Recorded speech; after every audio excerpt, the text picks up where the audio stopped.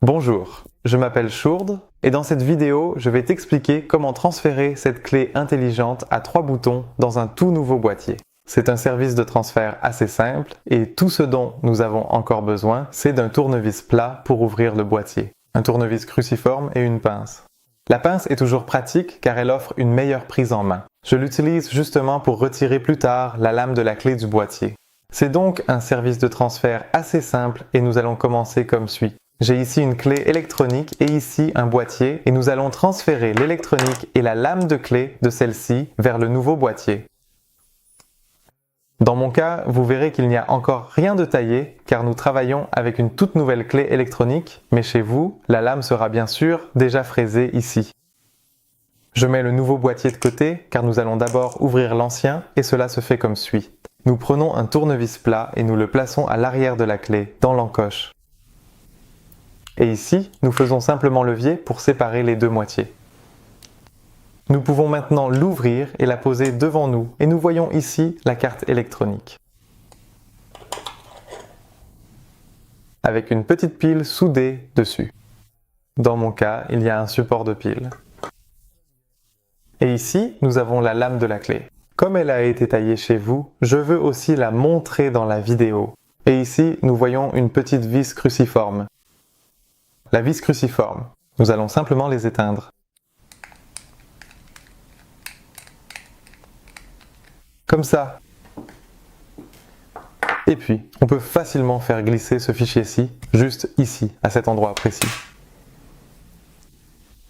Nous avons donc maintenant la lame de clé, le circuit imprimé et les deux boîtiers eux-mêmes. Ceux-ci ne sont plus nécessaires, nous pouvons donc les mettre de côté. Et puis on prend la nouvelle clé ici. Nous ouvrons également celui-ci avec le tournevis plat.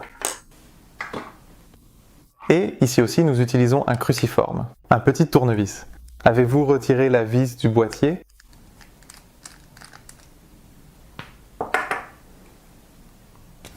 Voilà, je la mets aussi de côté et l'étape suivante consiste à replacer soigneusement dans ce boîtier de clés la partie que nous avons retirée précédemment. Eh bien, il arrive très rarement que celle-ci ne soit pas fixée avec une vis, mais plutôt avec une goupille de blocage ou même soudée dans le boîtier. Dans ces cas-là, il faut malheureusement la faire fraiser, mais cela peut être fait chez n'importe quel serrurier et cela ne coûte généralement que quelques euros. Après l'une des vis que nous venons de retirer pour le paneton de la clé, je la remets maintenant en place. Et je la revisse soigneusement et fermement. Ensuite, j'insère la carte électronique dans la partie bouton poussoir ainsi que les ergots que nous voyons dans le boîtier. Je m'assure qu'ils correspondent exactement ici et qu'ils s'insèrent correctement. Ces ergots traversent la carte électronique et garantissent que celle-ci ne peut pas changer de position, afin qu'elle reste bien en place.